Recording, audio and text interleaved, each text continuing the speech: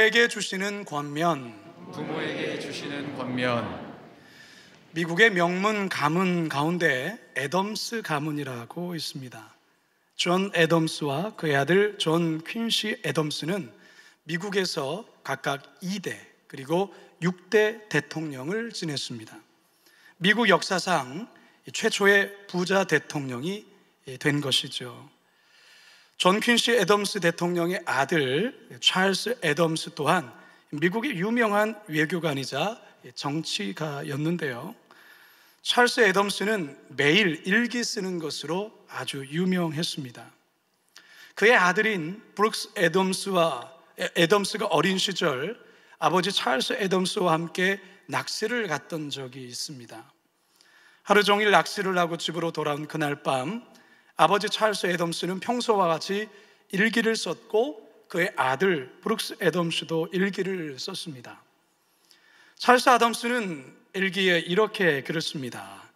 오늘은 아들과 함께 낚시를 다녀왔다. 하루를 어쩔 수 없이 애 돌보는 일로 낭비해버리고 말았다. 그런데 아들 브룩스 애덤스는 일기에다가 이렇게 글을 씁니다. 오늘 아빠와 함께 낚시를 다녀왔다. 나의 일생에 가장 기쁜 날이었다. 여러분, 아버지와 아들이 이렇게 생각이 다를 수 있을까요?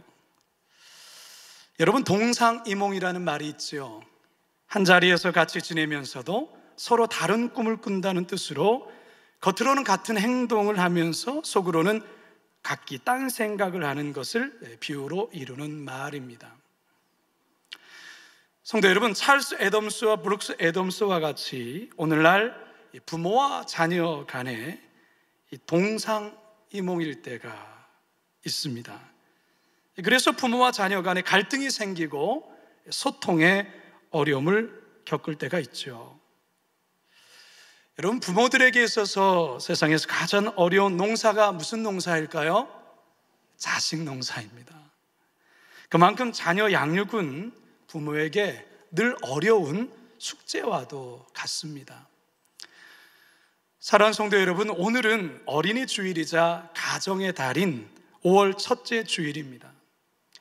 바라기는 가정의 달을 시작하면서 우리 믿음의 부모들이 어떻게 자녀들을 신앙 안에서 바르게 양육하며 잘 키울 수 있을지 다 같이 본문으로 들어가서 하나님의 살아계신 음성 듣게 되길 간절히 축원합니다. 한번 따라 하시죠. 자녀들을 노엽게 해서는 안 됩니다. 자녀들을 노엽게 해서는 안 됩니다. 오늘 우리가 대하고 있는 이 신약의 에베소서, 이 에베소서는 보통 교회론으로 유명한 성경입니다. 즉 교회란 무엇인가에 대해 바울의 입장과 신학을 아주 잘 설명해 줍니다. 그런데 에베소서를 끝까지 잘 살펴보면 교회도 교회지만 그리스도인의 가정에 대해 아주 잘 소개해 주고 있습니다. 특별히 5장 22절에서 6장 9절까지는 그리스도인 가정이 마땅히 지켜야 할 어떤 규정들, 소위 가정 준칙에 관해 소개를 합니다. 5장 22절에서 33절까지는 남편과 아내, 부부에 관한 권면입니다. 그리고 6장 1절에서 3절까지는 자녀들에 대한 권면이고요. 그리고 오늘 우리가 대하는 6장 4절은 부모에게 해주시는 권면입니다. 6장 5절에서 9절은 종과 주인의 관계에 주시는 권면이지요. 저는 오늘부터 3주간 부모에게 주시는 권면을 시작으로 다음 주에는 자녀들에게 주시는 권면, 그 다음 주에는 부부들에게 주시는 권면의 말씀을 차례로 여러분들께 전하려고 합니다. 오늘은 첫 번째 부모에게 주시는 권면인데요. 자, 4절 상반절 함께 읽겠습니다. 시작. 또 아비들아 너희 자녀를 노엽게 하지 말고. 그리스 로마 사회에서 아버지의 권한은 거의 절대적이었습니다. 로마에는 파트리아 포테스타스라는 법률이 있는데요, 이 말의 뜻은 아버지의 권한이라는 뜻입니다. 아버지들은 자녀가 갓 태어나면 자신의 양발 사이에 아이를 놓는 풍습이 있었다고 합니다. 그런데 아버지가 허리를 굽혀 그 아이를 안아 올리면 아이는 가정에서 기르게 되지만, 반대로 아버지가 돌아서서 가버리면 그 아이는 버려지게 되었습니다. 한마디로 자식의 운명을 아버지에게 맡기는 법인 것입니다. 참 우리들로서는 좀 이해가 잘 되지 않는 법인데요, 아무튼 그 당시에 그랬습니다. 자녀를 죽일 수도 살릴 수도 있는 절대 권한이 아버지에게 있었던 것입니다. 그렇기 때문에 자녀들 중에는 아버지로 인해 마음이 상하고 화가 나도 그저 속으로만 삭히며 참아야 했습니다. 사실 우리 아버지, 할아버지 시대에도 가부장적인 유교의 영향으로 이런 비슷한 분위기가 있었습니다. 엄한 아버지의 말 한마디면 가족 누구 하나 찍소리하지 못하고 그냥 아버지가 시키는 대로만 따라야만 하는 그런 분위기 있었죠. 예전에 어느 연로하신 권사님 집에 신방을 갔던 적이 있습니다.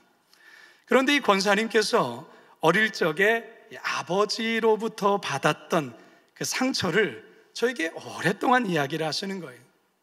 너무나도 엄하셨던 아버지가 딸은 공부할 필요가 없다면서 그저 농사일만 시켰다라는 거예요. 자신도 남들처럼 학교도 가고 싶고 한글도 배우고 싶은데 엄한 아버지로 인해서 일만 하다가 한글을 깨우치지 못한 것이, 그래서 저희 앞에서 많이 우시더라는 것이죠.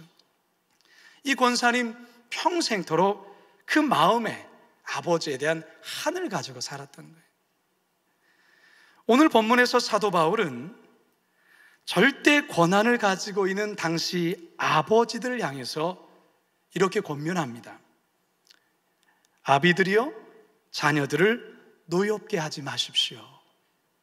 여러분, 이 사도 바울의 이 권면은 그 당시의 정신으로, 당시의 분위기로서는 대단히 파격적인 말이었습니다. 노엽게 하다, 노엽게 하지 말라에서 이 노엽게 하다의 동사의 원형은 파로르기조라는 헬라어 단어인데요, 이 단어의 뜻은 화나게 하다, 성나게 하다, 경노시키다라는 의미가 있어요. 이 골로새서에서도 자녀를 노엽게 하지 말라라는 권면이 있는데요, 이 권면과 함께 노엽게 해서는 안 되는 이유에 대해 함께 설명을 합니다. 골로새서 3장 21절입니다. 시작. 아비들아, 너희 자녀를 노엽게 하지 말지니 낙심할까 함이라. 노엽게 하지 말래요. 왜요? 낙심할까 함이라. 이 낙심할까라는 이 단어를 또한 보면 의기소침하다, 심령이 상하다라는 의미가 담겨 있어요. 다시 말해서 자녀를 노엽게 함으로, 자녀를 화나게 함으로, 자녀를 경노시킴으로 의기소침하고 심령이 상할까 염려된다라는 것이죠. 성도 여러분, 오늘날 우리 자녀들이 부모들로 인해 노여워하고 마음이 상하게 되는 게 뭐가 있을까요? 뭐가 있을까요? 요즘 부모 세대와 자녀 세대 간의 세대 갈등이 그 어느 때보다 매우 심각하다고 다들 이야기를 합니다. 얼마 전 어느 데이터 연구소에서 이 자녀 세대와 부모 세대 간의 갈등이 촉발되는 그 핵심 주제가 무엇인지에 대한 설문을 조사를 했습니다. 조사 결과 자녀들인 경우 부모 세대와 갈등하게 되는 원인 첫 번째를 사회 문제에 대한 인식의 차이라고 답을 했습니다. 약 44%가 그리 대답했고요. 두 번째가 뭐냐? 결혼 및 출산에 대한 생각의 차이라는 거예요. 부모들은 당연히 결혼을 해야 되고 당연히 아이를 낳아야 된다고 생각하는데 자녀들 세대는 그렇게 생각을 하지 않는다라는 것이죠. 이런 것들을 자꾸 얘기를 하다 보면 서로에게 불편함이 생기고 서로 언성이 높아지고 갈등이 생긴다라는 것이죠. 자, 그렇다면 부모들은 자녀 세대의 어떤 것 때문에 갈등하게 될까? 첫 번째가 자녀들의 생활 습관과 식습관의 차이라고 대답을 했어요. 그게 50.8%였습니다. 그 다음으로는 돈 씀씀이, 소비 태도에 대한 인식의 차이 때문에 자녀들과 갈등하게 된다라는 것이죠.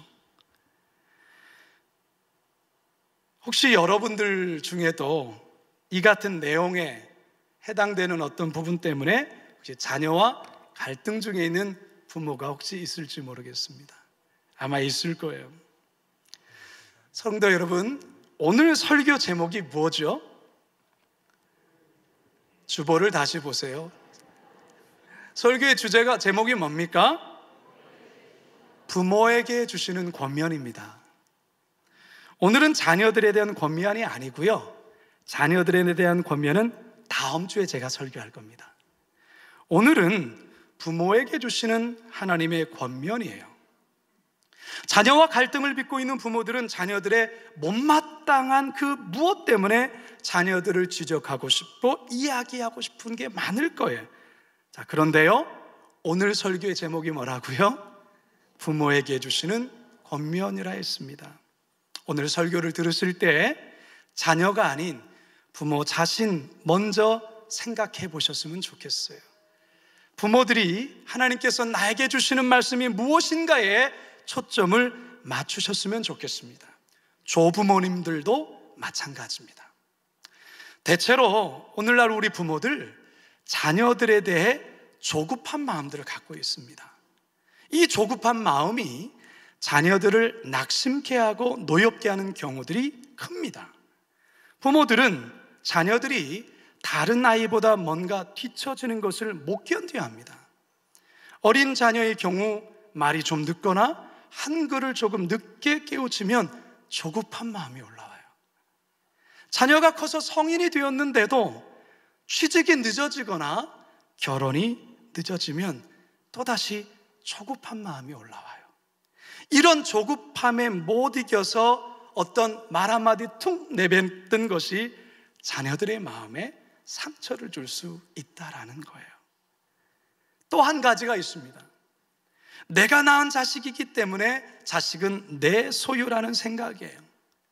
여기에서 자녀를 통제하고 조정하려고 하는 그러한 모습들이 나타날 때가 있어요.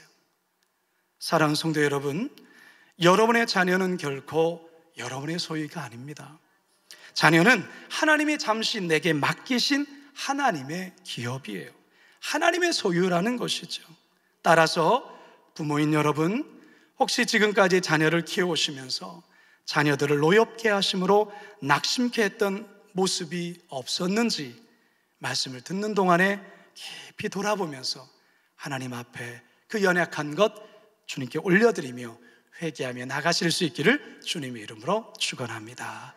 두 번째 따라하시죠. 주의 교훈과 훈계로 양육해야 합니다.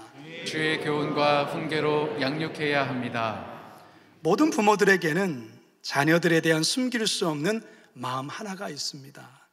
그것은 내 자녀, 내 자식 잘 키우고 싶은 마음입니다. 여기 서 있는 저도 마찬가지예요. 우리 모든 부모들에게는 그런 마음 다 갖고 있어요. 훌륭하게 잘 양육시키고 싶은 마음이죠. 자, 그런데 이런 마음이 잘 드러나는 것 중에 하나가 바로 교육에 대한 부분이에요. 내 자녀만큼은 좋은 교육의 환경에서 좋은 교육 받게 하고 싶은 거예요.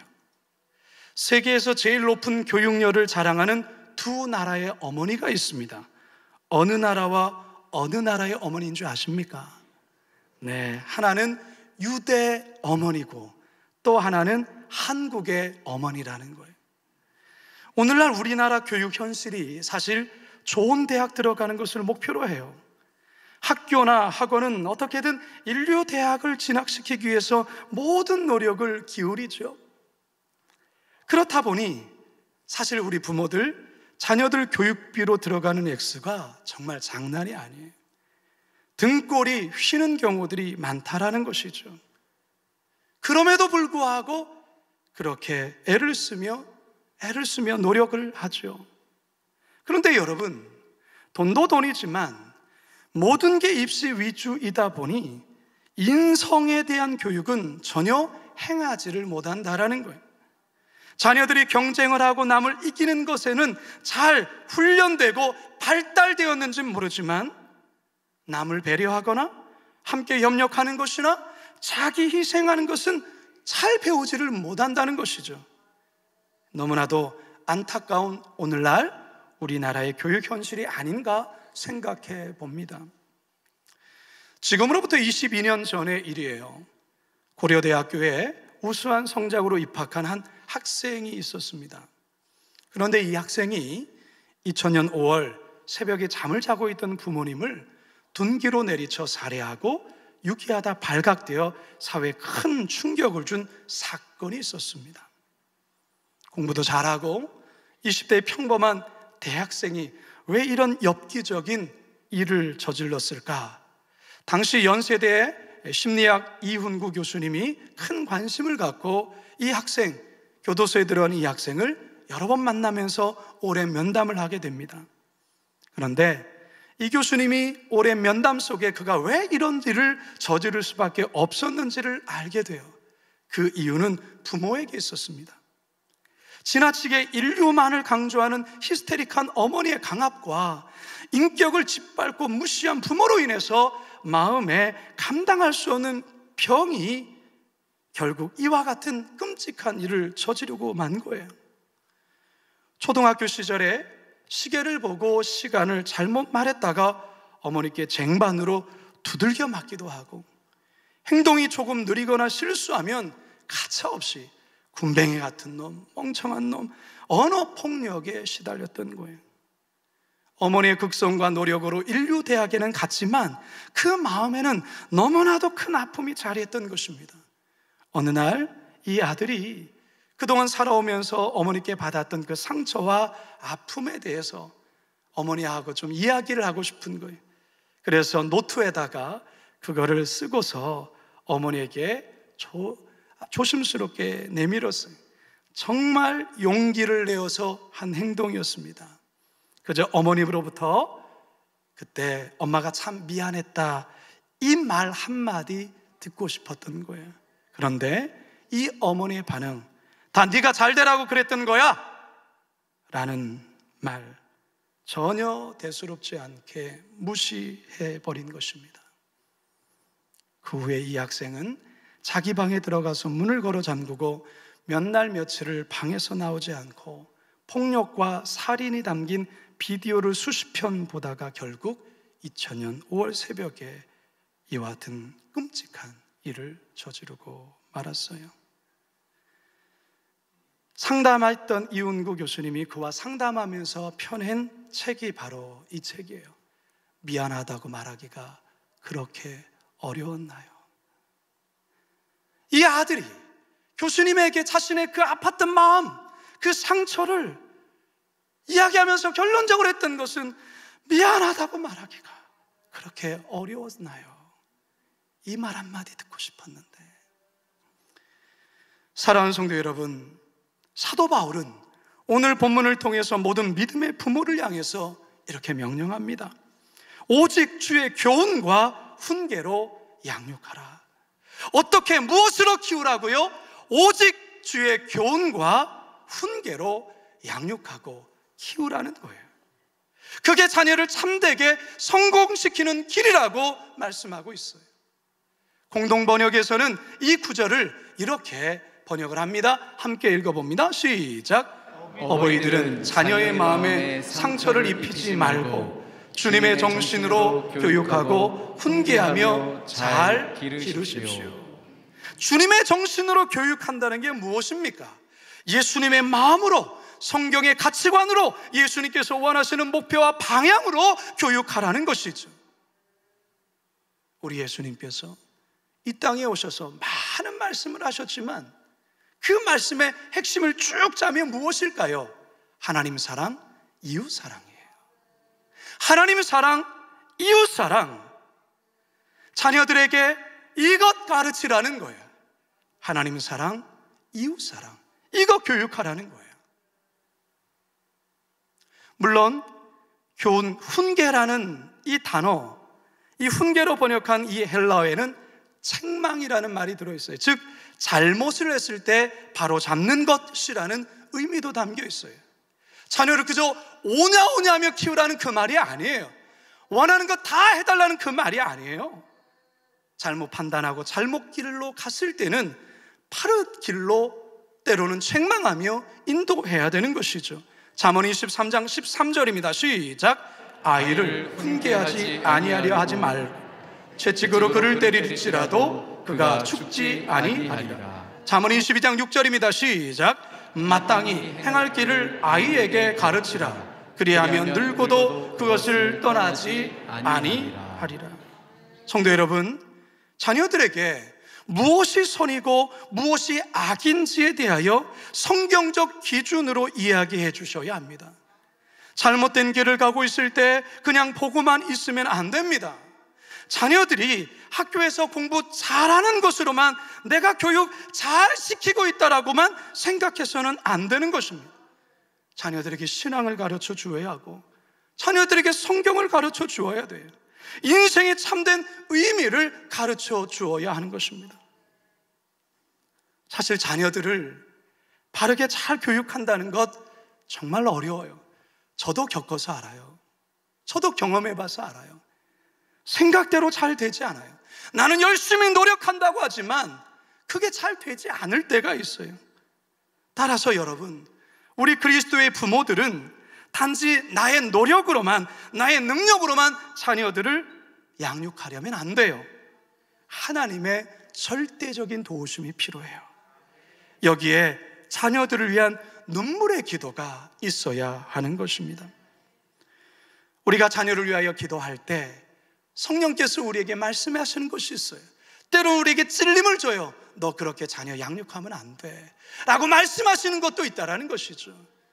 그래서 우리가 그 말씀 앞에 기도 가운데 회개하고 돌이키며 내 안에 조급함으로 하는 것은 아닌가, 내 자식을 내 소유라는 그와 같은 강박관념에서 하고 있는 것은 아닌가라는 것을 우리가 기도하면 깨우쳐진다는 것이죠. 성령께서 우리의 자녀들을 키우시고 인도하시는 겁니다. 주님께서 내 자녀 키우시도록, 주님께서 인도해 주시도록 기도해야 한다는 것이죠. 성 어거스틴의 어머니 모니카, 방탕하며 살아가는 그 아들 어거스틴을 위해 평생을 눈물로 기도를 했어요. 당시 암브로시우스 감독으로부터 눈물로 기도한 자녀는 결코 망하지 않는다라는 말을 듣고 그 말씀 붙잡고 날마다 하나님께 눈물로 기도했던 것이죠. 결국 이 어머니 모니카의 기도에 응답이 되어서 어거스틴이 회심하고 그가 주님께로 돌아오고 그는 기독교 역사의 아주 위대한 신학자이자 목회자로 거듭나게 되었어요. 바라기는 우리 부모 여러분들, 우리 자녀들 주의 교훈과 훈계로 양육하시기 바랍니다. 쉽지 않습니다. 어렵습니다. 하지만 우리가 하나님 앞에 기도할 때, 우리가 함께 믿음으로 또한 함께 노력할 때 주께서 주시는 힘으로 감당할 수 있습니다. 그렇게 우리 자녀들을 믿음으로 잘 양육하심으로 하나님 앞에 섰을 때 너 내가 맡긴 내 자녀 잘 키웠다라고 칭찬받는 우리 모든 성도들 되시길 주님의 이름으로 축원합니다. 마지막 세 번째 따라 하시죠. 자녀와 함께 부모도 성장해야 합니다. 자녀와 함께 부모도 성장해야 합니다. 몇 년 전에 캐나다에서 실제로 있었던 일입니다. 한 아버지가 어린 시절 학대를 받으며 자랐어요. 그리고 그 가정은 너무나도 가난했어요. 이런 너무나도 어려운 형편과 상황 속에 그는 의기소침하지 않았어요. 이를 악물고 열심히 공부했어요. 내가 반드시 성공하리라. 정말 그렇게 열심히 노력하고 애쓴 결과 자수성가를 하게 됩니다. 그리고 예쁜 아내를 만나서 결혼을 했습니다. 그리고 아들이 하나 생겼어요. 행복의 햇살처럼 그를 비췄습니다. 좋은 집, 사랑스러운 아내, 아들, 마치 삶이 완벽해 보였던 것이죠. 그는 어느 날 아내와 아들에게 기쁨을 주려고 고급 이 스포츠카를 구입을 했습니다. 그러던 어느 날 그가 차를 손질하려고 차고로 들어갔는데 그는 깜짝 놀라게 됩니다. 이 어린 아들이 천진난만한 표정으로 못으로 이 차에다가 낙서를 하고 있는 거예요. 순간 머리끝까지 화가 난 이 아버지가 이성을 잃고 손에 잡히는 공구로 아들의 손을 내리쳤어요. 어린 아들은 대수술 끝에 결국 손을 절단해야 했습니다. 수술이 끝나고 깨어난 이 아들이 아버지에게 울면서 잘린 손으로 손 빌었어요. 아빠, 다시는 안 그럴게요. 용서해 주세요. 그날 저녁 이 아이의 아버지가 절망된 심정으로 집으로 돌아갔고 그날 밤 차고에서 권총으로 자살을 합니다. 그 이유는 그의 아들이 자동차에 남긴 낙서의 내용이 이런 내용이었어요. I love my daddy. 아빠 사랑해요라는 말이었거든요. 여러분, 너무나도 가슴 아픈 비극 아닙니까? 여러분, 왜 이 가정에 이런 비극이 일어났을까요? 이 아빠의 내면에는 아버지로 받았던 그 상처가 여전히 살아끔틀거렸던 것입니다. 세상적으로는 성공했어요. 행복한 가정도 이루었어요. 성공한 것처럼 보이죠. 그러나 그 내면에는 어릴 적 그 아버지에 대한 그 학대에 대한 그 미움과 그 상한 감정이 여전히 그대로 남아있더라는 것이죠. 그게 어느 순간 건드려졌을 때 그는 자신도 제어할 수 없는, 마치 브레이크가 고장난 자동차처럼 그냥 앞을 향해서 달려갔던 것이죠. 전형적인 성인 아이의 모습입니다. 겉은 어른이지만, 겉은 성공했지만, 겉은 좋아 보이지만 그 속은 성인 아이라는 거예요. 성경에서 보는 야곱이 그랬습니다. 야곱은 쌍둥이 동생으로 태어났지만 그는 몇 초 차이로 차남이라는 것에 대한 늘 컴플렉스를 안고 있었어요. 특별히 그의 아버지가 자신보다는 이 사냥을 잘하는 에서를 더 좋아한 거예요. 사냥하고 그 요리한 것을 이 아버지 이삭이 너무 좋아했던 것이죠. 이 편애를 한 것입니다. 결국 야곱은 형의 장자권을 빼앗고 형의 축복권까지 악착같이 빼앗지 않습니까?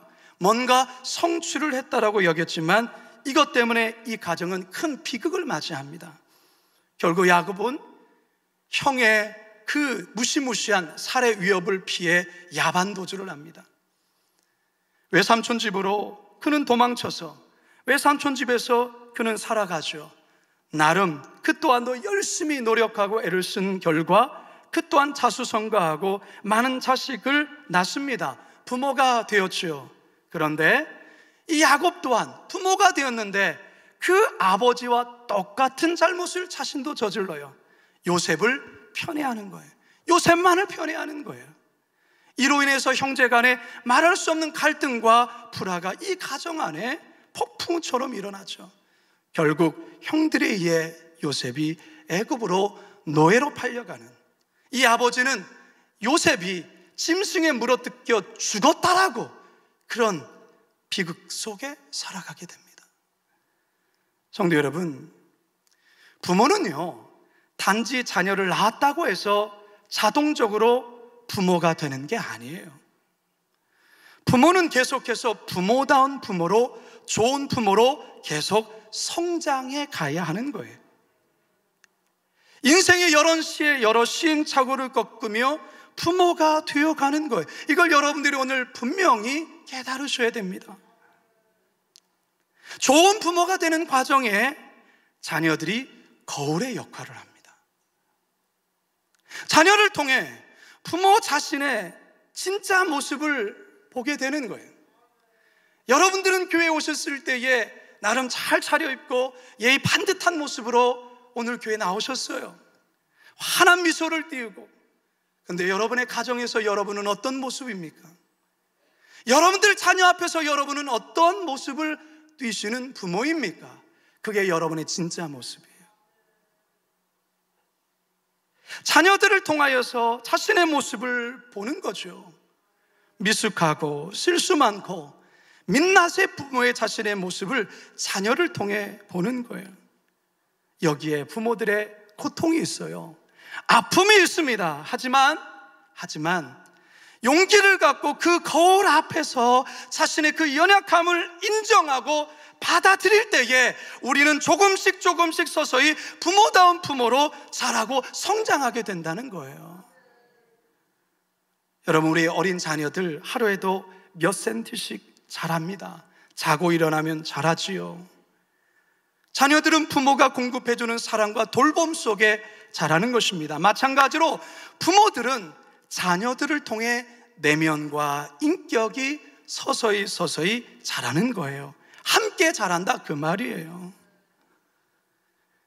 자식들로 인해서 아픔을 겪기도 하고 때론 좌절도 하고 낙심도 되고 힘도 들지만 자녀들은 하나님께서 우리에게 허락하신 기업이자 상급이라는 것을 우리는 기억해야 합니다. 또한 자식은 부모의 사랑 속에 맺어진 열매이죠. 오늘 시편 127편이 우리에게 그렇게 말씀합니다. 함께 읽습니다. 시작. 보라, 자식들은 여호와의 기업이요 대열매는 그의 상급이로다. 젊은 자의 자식은 장사의 수중의 화살 같으니 이것이 그의 화살통에 가득한 자는 복되도다. 그들의 성문에서 그들의 원수와 담판할 때에 수치를 당하지 아니하리로다. 아멘. 성도 여러분, 이제 저는 말씀을 마무리하려고 합니다. 오늘은 어린이 주일이자 가정의 달 첫 주일입니다. 오늘은 하나님께서 부모에게 주시는 권면에 대한 말씀을 우리 모두가 들었습니다. 여러분, 오늘 말씀 어떻게 들으셨습니까? 저는 여러분들과 함께 이 시간 설교를 마무리하면서 두 가지의 기도를 함께 낭송하려고 합니다. 첫째는 부모로서 하나님께 드리는 참회의 기도문입니다. 그리고 또 하나는 우리의 가정을 축복하는 축복 기도문입니다.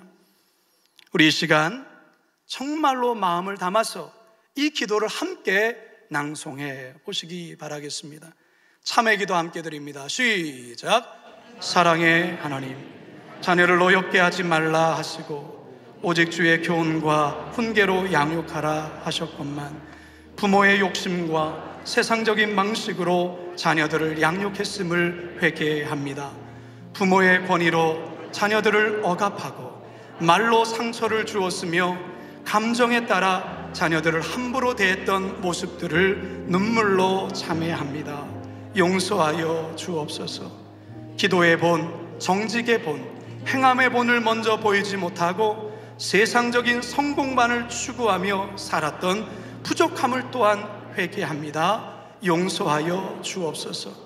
이 시간 갈보리 언덕에서 피 흘리신 주님을 바라보며 믿음으로 나아가오니 예수님의 보혈로 씻겨주시고 다시금 회복시켜 주시옵소서. 예수님의 이름으로 기도합니다. 아멘. 이어서 여러분 가슴에 손을 얹으십시다. 우리의 자녀들, 우리의 가정을 생각하며 이 기도를 함께 또한 드리도록 하겠습니다. 사랑의 주님, 우리의 가정을 축복하여 주옵소서. 예수님의 흘리신 보혈로 우리의 가정을 덮어주시사 악한 세력들로부터 보호하여 주옵소서. 힘들고 어려운 일을 만날 때 더욱 주님을 의지하게 하옵시고 기쁘고 즐거운 일에는 찬송하며 감사하게 하여 주옵소서. 주님, 자녀들에게는 지혜와 명철을 주시고 꿈과 비전을 주시사 세상 속에서 영향력 있는 자녀들로 성장하게 하여 주옵소서. 주님, 남편들에게는 성실과 근면을 더하여 주시사 직장에서 빛과 소금의 역할을 감당하게 하시고 가정은 믿음으로 잘 세우게 하여 주옵소서. 주님, 아내들에게는 현숙함과 지혜를 더하여 주시사 자녀들을 말씀으로 양육하며 늘 눈물로써 기도하는 기도의 사명을 잘 감당하게 하여 주옵소서. 부모들에게는 건강과 믿음을 더하여 주시사 노후의 삶이 복되게 하여 주시고 천국을 향한 믿음이 변치 않도록 붙들어 주시옵소서. 사랑의 주님, 우리의 가정을 아브라함의 가정처럼 믿음의 복을 자손 대대로 누릴 수 있게 하여 주옵소서. 감사와 찬양을 주님께 드리오며 예수님의 이름으로 축복하며 기도하옵나이다. 아멘. 이 시간 제가 마지막으로 기도하고 축도로 오늘의 예배를 마치겠습니다. 하나님, 어린이 주일이자 가정의 달을 시작하는 오늘 첫 주일, 하나님께서 부모에게 주시는 권면을 하나님 들었습니다. 하나님, 부끄럽습니다. 하나님, 죄송합니다. 하나님, 용서하여 주십시오. 나름 부모들로서 자녀들을 잘 키우고 싶은 그 마음에서 행했던 많은 부분 속에 나도 모르게 자녀들의 마음을 노엽게 하고 상처를 주었던, 주의 말씀보다는 세상의 원리와 세상의 가치관을 먼저 앞세우며 그렇게 양육했던 우리의 모습을 용서하여 주시옵소서. 하나님, 우리 부모들 아직 완성된 부모 아닙니다. 여전히 부족하고 여전히 연약하지만 주님, 성장해 나가겠습니다. 주님께서 원하시는 그 부모다운 모습으로 자라나겠습니다. 하나님, 도와주시옵소서. 하나님, 우리의 가정 축복합니다. 우리의 자녀, 하나님, 내가 어떻게 할 수 없습니다. 하나님께서 기억하여 주시고 우리 자녀를 길러 주시옵소서. 감사드리며, 또한 우리의 가정마다 자녀로 인하여, 또한 가정으로 인하여 상처받아 아픔 속에 있는 이들이 있다면 하나님, 그 마음 가운데 찾아가 주셔서 누구에게도 말할 수 없는 그 가정만이 갖고 있는 그 아픔에 대하여 우리 하나님 아시오니 그 마음 어루만져 주시고 치유하여 주시옵소서. 고마우신 예수님의 이름으로 기도드리옵나이다. 아멘.